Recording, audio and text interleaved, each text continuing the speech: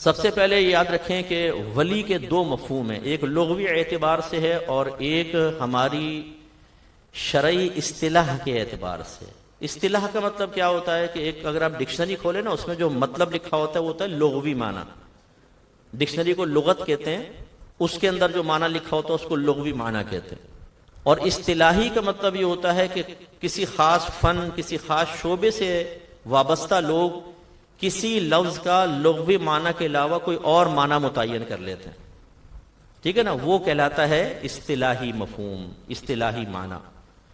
تو ولی کو اگر آپ ڈکشنری میں دیکھیں گے، ولی کا معنی ہوگا دوست، مددگار، ساتھی، اختیار رکھنے والا۔ اسی لیے کہتے ہیں جی بچی کا ولی آ جائے نکاح کے لیے، ولی کا اس کو اختیار حاصل ہوتا ہے، لغت میں یہ ہوگا۔ اور اگر آپ شرعی اعتبار سے دیکھیں کہ جو ہمارے علماء نے ولی کی تعریف لکھی ہے تو وہ یہ ہے کہ وہ صحیح العقیدہ شخص جو نبی کریم صلی اللہ علیہ وسلم کے کسی نبی کا امتی ہو، باقاعدہ نبی بھی مان لاتا ہے، مسلمان ہے، متقی ہے، پرہیزگار ہے، صاحب علم ہے، صاحب تقوی ہو اور اللہ کی معرفت رکھنے والا ہو، عارف باللہ جس کو کہتے ہیں۔ تو چند اوصاف ہوتے ہیں ولی کے اندر۔ نمبر ایک، وہ مسلمان ہونا چاہیے۔ اب ہم پیچھے انبیاء علیہ السلام کو فی الحال چھوڑ دیتے ہیں، ہم اس امت کو لے لیتے ہیں۔ نبی مسلمان ہو، نبی کریم کا امتی ہے، صاحب علم ہو، اپنے علم کے تقاضے کے مطابق عمل کرے، صاحب تقوی ہو، پرہیزگار ہو، متقی ہو اور اللہ کی معرفت رکھتا ہو، وہ ہے اللہ کا ولی۔ اب یہ ولی کی شناخت کیسے ہوتی ہے؟ ولی کی شناخت ایسے نہیں ہوتی کہ ہم دیکھیں اور کہیں یہ ولی آ رہا ہے، حکم لگا دیں، کیونکہ ولی میں کوئی حیت میں تبدیلی نہیں آتی۔ آپ کی گلی کا موچی اکابری نے لکھا ہے کہ وہ بھی ابدال میں سے ہو سکتا ہے۔ یہ بڑا درجہ ہے ولیوں کا، 40 پوری دنیا میں 40 ابدال رہتے ہیں، ایک فوت ہوتا ہے نیچے درجے والا اس کی جگہ پر آ جاتا ہے۔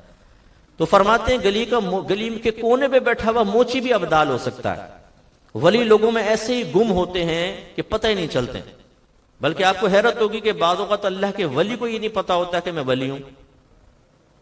اللہ تعالیٰ اس پر بھی مغفرت رکھتا ہے۔ لیکن یہ ضرور ہے کہ جو علامات میں نے آپ کی خدمت میں ذکر کی ہیں، اگر آپ کسی کو استقامت سے ان چیزوں کو اختیار کیے ہوئے دیکھیں، مثلا آپ نے دیکھا ایک شخص ہے، مسلمان ہے، متقی ہے، پرہیزگار ہے، باشرہ ہے، کبھی جھوٹ نہیں بولتا، نبی کریم صلی اللہ علیہ وسلم کی سنن پر عمل کرتا ہے، علم دین سکھاتا ہے، اللہ کی اچھی معرفت رکھتا ہے، سب سے بڑی بات صحیح العقیدہ ہے، تو پھر آپ اس کے بارے میں حسن ظن قائم کر کے کہہ سکتے ہیں بھئی میں سمجھتا ہوں یہ اللہ کے ولی، میں سمجھتا ہوں اللہ کے ولی ہے، ٹھیک ہے، وہ آپ حسن ظن کے ساتھ کہہ سکتے ہیں، لیکن کنفرم ہم نہیں کہہ سکتے، کیونکہ ولی وہ ہوتا ہے جس کے پاس ولایت ہو، اور ولایت ایک منصب، ایک مقام کا نام ہے، اور ہمارے اہل سنت کے نزدیک اللہ تعالیٰ جس کو چاہتا ہے ولایت عطا فرماتا ہے، کوئی اپنے طور پہ نہیں لے سکتا، جیسے اللہ جس کو چاہتا ہے نبی بناتا ہے، کوئی اپنی کوشش ریاضت سے نبوت حاصل نہیں کر سکتا۔ ایسے ہی ولی کے بارے میں بھی ہمارا یہی ہے کہ ولی وہ ہوتا ہے جس کو اللہ اپنی ولایت کے لیے منتخب فرما لیتا ہے، لیکن یہ ضرور ہے کہ اس کی عادت کریمہ یہ جاری ہے کہ منتخب اسی کو کرتا ہے جو صحیح العقیدہ ہو، مسلمان ہو، متقی ہو، پرہیزگار ہو، صاحب علم ہو اور اللہ کی معرفت رکھنے والا ہو۔ معلوم ہو کہ کوئی جاہل اللہ کا ولی نہیں ہو سکتا۔ کہ جو میں نے آپ کے سامنے قرآن کی تلاوت کی، آیت کی تلاوت کی، وہ اس کی نشاندہی کر رہی ہے۔ الا ان اولیاء اللہ لا خوف علیہم ولا هم يحزنون۔ اللہ تعالیٰ فرماتا ہے کہ بے شک اللہ کے ولیوں کو نہ کچھ خوف ہے نہ وہ غمگین ہوں گے۔ کون ہے اللہ کے ولی؟ جو سر پہ پگڑی لپیٹ لے، داڑھی صاف، انگلیوں کے اندر انگوٹھیاں چڑھائی ہوئی ہیں، گلے میں مالائیں، ہاتھ میں کالا ڈنڈا، ہاتھوں کے نعرے لگا رہا ہوں کہ باپ رے بابا بڑا پہنچا والا، بچہ تو کچھ پریشان لگتا ہے، ادھر آ، ڈنڈا مارا، لا بابا کو 500 روپے دے، بابا راضی ہوگا۔ جو آپ نے 500 روپے دے دیے، ہم کہتے ہیں یہ بابا جو ہے ڈنڈے والی سرکار، کالی زلفوں والی سرکار، کوئی الائچی والی سرکار، کوئی جفی والی سرکار، کوئی کتوں والی سرکار، کوئی بلی والی سرکار بنی بیٹھی ہے۔ الٹا شاہ، ایک الٹے شاہ سرکار، وہ الٹے لٹکے رہتے تھے، ان کے مریدین بھی الٹے لٹک جاتے ہیں پاؤں سے، پھر وہ ہلاتے ہیں تو اس سے درجات کی بلندی ہوتی، الٹا سرکار۔ سگریٹ والی سرکار، ایک مزار بنا لیا، مجاور کہتے ہیں کہ بابا جی سگریٹ پیتے تھے اور ان کا کہنا تھا جو میرے مزار پہ آ کے سگریٹ پیے گا کینسر دور ہو جائے گا۔ لوگ کینسر دور کرنے کے لیے سٹے لگا رہے ہیں وہاں پر بیٹھے ہوئے، اور کینسر آخری اسٹیج پہ پہنچ رہا ہے، وہ بابا کے پاس پہنچ رہے ہیں۔ تو ہمارے نزدیک یہ شاید ولی ہوتے ہیں جو ہمیں بچہ حاصل کرنے کا وسیلہ بن جائے، دکان میں برکت ہو جائے۔ آپ نے دیکھا یہ آتے ہیں، وہ بخور ڈالتے اس میں، پورے دکان میں دھونی دیتے ہیں پیسے، ہم اسے بھی سمجھتے ہیں بہت بڑا ولی ہے۔ اگر اتنا ہی بڑا ولی ہوتا تو یوں بخور ڈال کے پیسے نہ مانگ رہا ہوتا، یہ تو ویسے ہی غیبی طور پہ اس کو کچھ حاصل ہو جاتا۔ بعض ان کو بھی ولی سمجھتے ہیں، جو گلیوں کے کونوں پہ دیوار پہ وال چوکنگ ہوتی ہے نا، ساوتری مائی، بنگالی بابا، ہر مسئلہ حل ہوگا، پریشان ہونا چھوڑیے، بابا کے قدموں میں آئیے۔ آپ یہ نہیں سوچتے کہ یہ جو ولایت کے دعوے کر رہا ہے، بابا خود پیسہ کمانے کے لیے چوکنگ کرواتا ہے پورے کراچی میں، یہ آپ کے پیسوں کا محتاج، یہ آپ کی مشکل کیا دور کرے گا؟ وہ ایک نے ڈش لگائی ہوئی ہے تو اس میں جو اشتہار آتے ہیں وہ بڑے خطرناک ہوتے ہیں، ہمارے یہاں تو نہیں چلتے، ڈش کر کسی گھر میں تو اس میں بنگالی بابا کالا جادو کا ماہر، ہر چیز حاصل ہوگی، جو تمہیں حاصل نہ ہو اس کے لیے میرے پاس آؤ۔ ابے بھائی تو پرائم منسٹر کیوں نہیں بن جاتا؟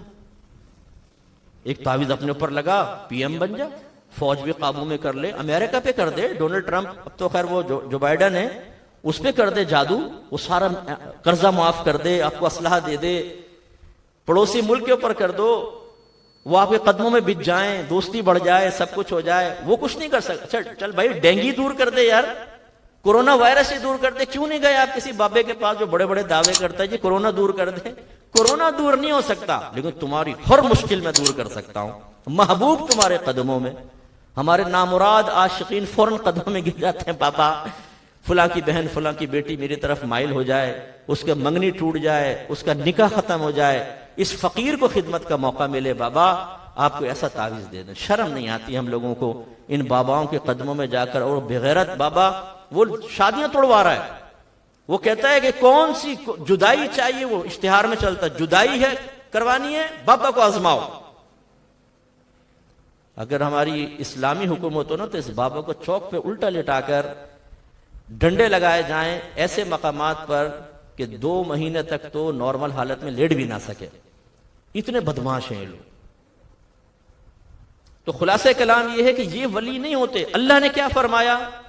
خبردار، بے شک اللہ کے ولیوں کو نہ کچھ خوف ہے نہ وہ غمگین ہوں گے۔ کون؟ الذین آمنوا وکانوا یتقون، وہ لوگ جو ایمان لائے اور انہوں نے تقوی اختیار کیا۔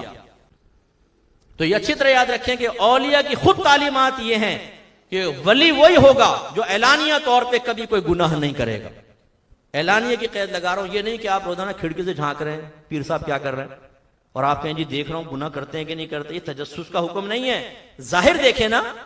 اگر ظاہر میں نماز نہیں پڑھتا، علم دین نہیں سیکھا ہوا، عقیدے کی خرابی ہے، گالیاں بکتا ہے، عورتوں کو بے پردہ بٹھا رہا ہے، چوری چکاری کے اندر ملوث ہے، اپنے چرسی، موالی، شرابی، جواری اور فراڈ کرنے والے مریدوں کو اپنے پاس رکھتا ہے، ان کی حوصلہ افزائیاں کر رہا ہے، تو یہ ولی ہو ہی نہیں سکتا، اس سے دور رہیں۔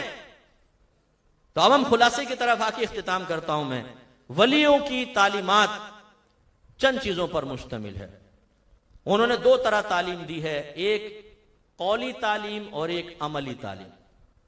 2 طرح کی تعلیم۔ قولی تعلیم کیا ہے؟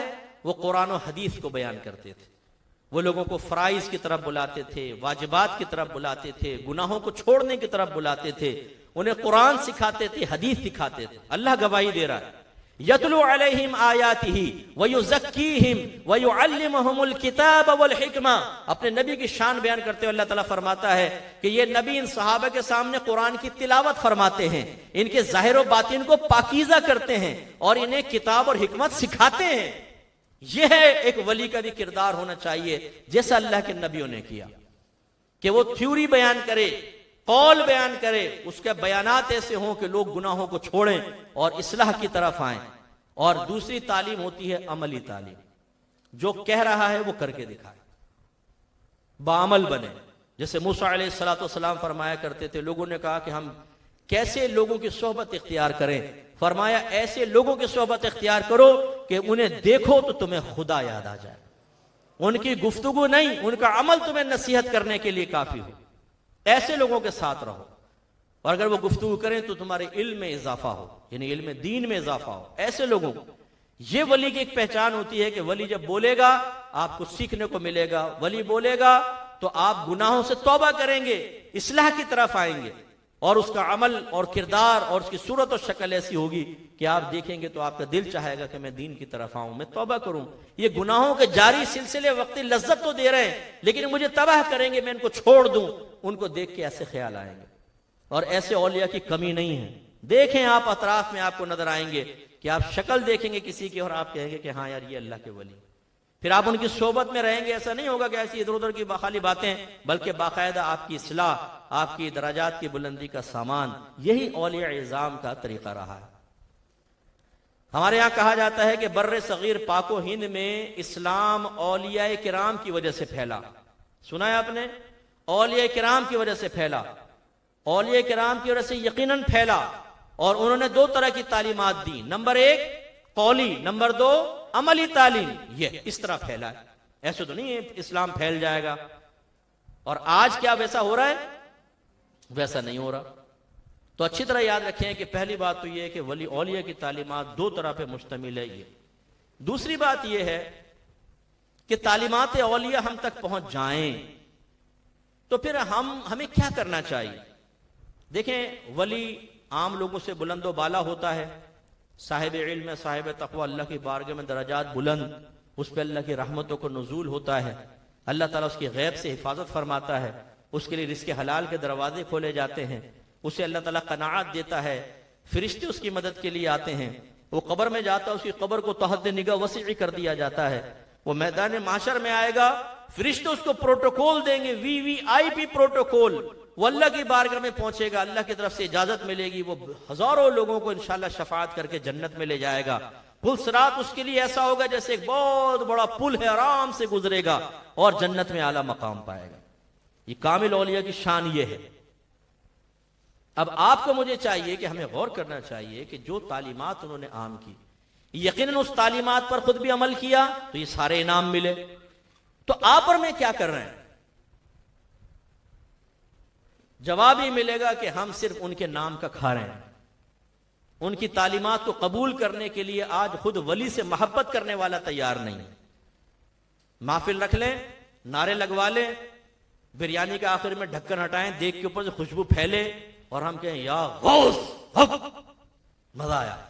پھر وہ آ جائے لنگر سامنے، اور دبا کے بوٹیاں کھا رہا ہوں، یہ گھر میں کبھی اتنا پیٹ بھر کے نہیں کھائے، یہاں ڈبل کھا لیے لنگر کے نام پر، اور ڈکارے مارتے ہوئے باہر نکل گئے۔ اور باہر نکلنے کے بعد تعلیمات اولیاء وہ کسی اور کے لیے ہے، وہی لڑکیوں سے دوستیاں، ماں بہن کی گالیاں، گندے کام، نماز پڑھنا دشوار، روزے رکھنا دشوار، قرآن تو کھولے ہوئے کئی سال گزر گئے۔ ایسے ماشاءاللہ یہاں پر نوجوان تشریف فرما ہوں گے جو اگر قرآن سن لو قرآن تو بھول چکے ہیں۔ ماں باپ سے بدتمیزیاں، حرام کی کوئی تمیز نہیں، حلال کی تمیز نہیں ہے۔ تو یہ کیا ہوا؟ تعلیمات اولیاء کو ہم نے خود قبول نہیں کیا۔ یہ کیسی محبت ہے بھائی، جو صرف کھانے تک محدود ہے، جو بیانات رکھوانے تک محدود ہے، بیان میں بیٹھنے تک محدود ہے، اس کے بعد لنگر ڈکارنے تک محدود ہے، پھر ڈکارے لے کر بھول جانے کے لیے تک محدود ہے۔ یہ کیسی محبت ہے؟ یہ حقیقتاً محبت نہیں ہے، یہ ذاتی مفادات حاصل کرنے کی بھاگ دوڑ ہے۔